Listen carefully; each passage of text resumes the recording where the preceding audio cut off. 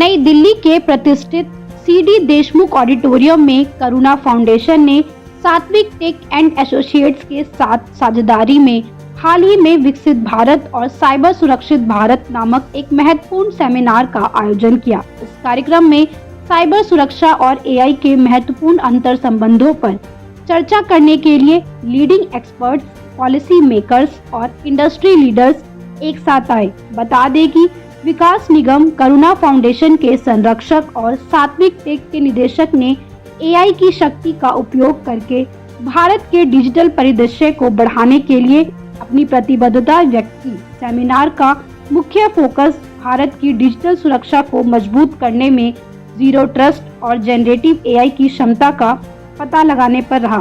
कार्यक्रम की शुरुआत लेफ्टिनेंट जनरल सेवानिवृत्त श्री राजेश पंत, पूर्व NCASCC PMO भारत सरकार के मार्गदर्शन में हुई। उद्घाटन सत्र में कई प्रमुख व्यक्ति शामिल हुए, जिनमें मुख्य अतिथि लेफ्टिनेंट जनरल MU नायर, सेवानिवृत्त NCASCC PMO भारत सरकार, श्री V शंकर जायसवाल IPS संयुक्त CP टेक एंड PI और CISO दिल्ली पुलिस शामिल थे। उनकी उपस्थिति ने इस सेमिनार के महत्व को दिखाया। इसके अलावा सचिव विज्ञान एवं प्रौद्योगिकी विभाग पश्चिम बंगाल सरकार और श्री मधुकर कुमार भगत IRS संयुक्त सचिव स्वास्थ्य एवं परिवार कल्याण मंत्रालय भारत सरकार ने भी इसमें भाग लिया। सेमिनार का मुख्य आकर्षक 3 रोचक पैनल चर्चाएं रही, जिसमें विशेषज्ञों, नीति निर्माताओं, उद्योग जगत के नेताओं, शोधकर्ताओं और चिकित्सकों ने भाग लिया। जिसमें पहला पैनल चर्चा साइबर क्राइम मैनेजमेंट एआई की भूमिका पर थी। दूसरे पैनल ने ई गवर्नेंस और साइबर क्राइम मैनेजमेंट के लिए साइबर रक्षा में एआई की भूमिका पर ध्यान केंद्रित किया, जबकि अंतिम पैनल स्वास्थ्य सेवा में हेल्थ टेक, जीरो ट्रस्ट और JNAI की रक्षा और भारत के डिजिटल स्वास्थ्य क्षेत्र को सुरक्षित रखने के लिए मदद के बारे में था। बहुत टाइमली है ये। This is the perfect time to actually do such events, and the good thing is participation from different walks of life. Professionals थे, academicians थे, practitioners थे, गवर्नमेंट के बहुत सारे सभाएं और ऐसी टॉपिक पर चर्चा हुई जो कंटिन्यूसली इवॉल्विंग थ्रेट के ऊपर है, और हमारी necessity of our skill development has been given due importance, and the future of cyber security, how to fight cyber crime, इसके ऊपर बहुत अच्छी चर्चा चल रही है। और ऐसे बहुत सारे प्रोग्राम्स होना चाहिए, and thanks to Karuna foundation for holding such an organizing such a beautiful event. और मैं चाहता हूँ कि आगे भी ऐसे बहुत अच्छे प्रोग्राम्स होते रहें, एंड और भी students participation and startup for participation हो, इसके ऊपर हमको ध्यान देना चाहिए। नमस्कार, my name is Balaji. I represent Cyber Vidyapeeth Foundation, a cyber defense training institute. It has been a pleasure to be part of this summit today. This summit has been blessed by the top cyber defense professionals from across the country, from the government sector, from the private sector, as well as from the public sector. And the participants, those who have joined organizations today for this session, they have all come from varied way of life, including the deep defense, cyber defense engineering capabilities. Most of the speakers, they spoke about artificial intelligence, role of AI. They have gone into the detailed bits and bytes of those LLMs and the formal mathematical models, and how it impacts the life of individuals in the company, and how AI is going to step up the entire cyber defense story of the country. I was lucky enough to be part of this August gathering. I got an opportunity to speak on a subject, how Bharat Gen AI can create a next generation tools and technology for the country. आज का event एक बहुत ही fruitful event था, जिसमें very knowledgeable session from the legends of the cyber security fields, and very knowledgeable session है। Sir, youngster के लिए क्या मैसेज देना चाहिए आजकल भी साइबर से इतना सारे क्राइम हो रहे हैं। ओके, सो यंग जनरेशन के लिए ये मैसेज रहेगा कि दे यूज टू मोर अवेयरनेस होना चाहिए फील्ड में, और प्लस टेक्नोलॉजी जो भी लोग लेते हैं उसको प्रॉपर तरीके से इम्प्लीमेंट करना बहुत ज़रूरी है। उसके लिए राइट चैनल पार्टनर चूज करना बहुत ही इंपॉर्टेंट है।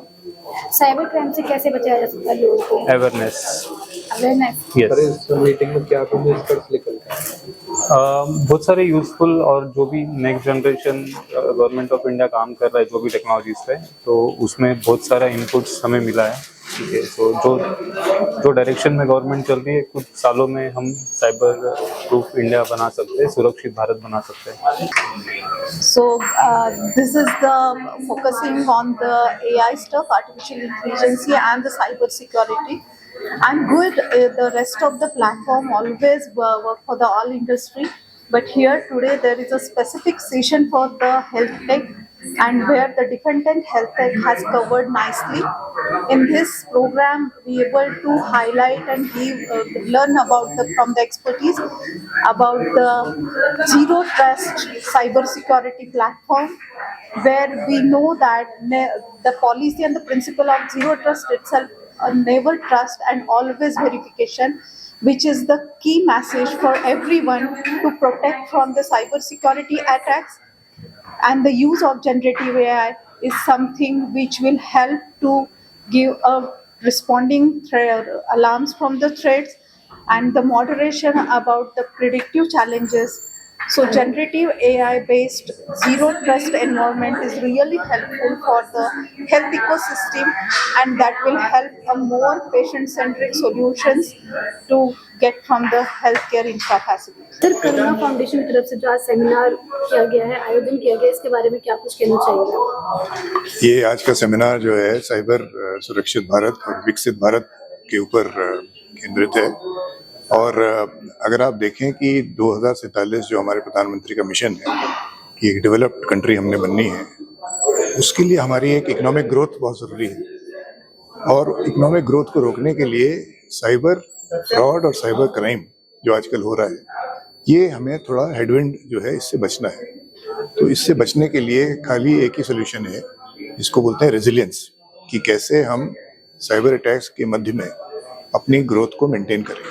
उसके लिए साइबर सिक्योरिटी बड़ी इंपॉर्टेंट हो जाती है। तो यही आज हम लोगों का डिस्कशन रहा है कि जो आने वाली आर्टिफिशियल इंटेलिजेंस है, नई नई टेक्नोलॉजीज आ रही हैं, इसको ध्यान में रखते हुए हम देश को कैसे साइबर सुरक्षित रख सकते हैं।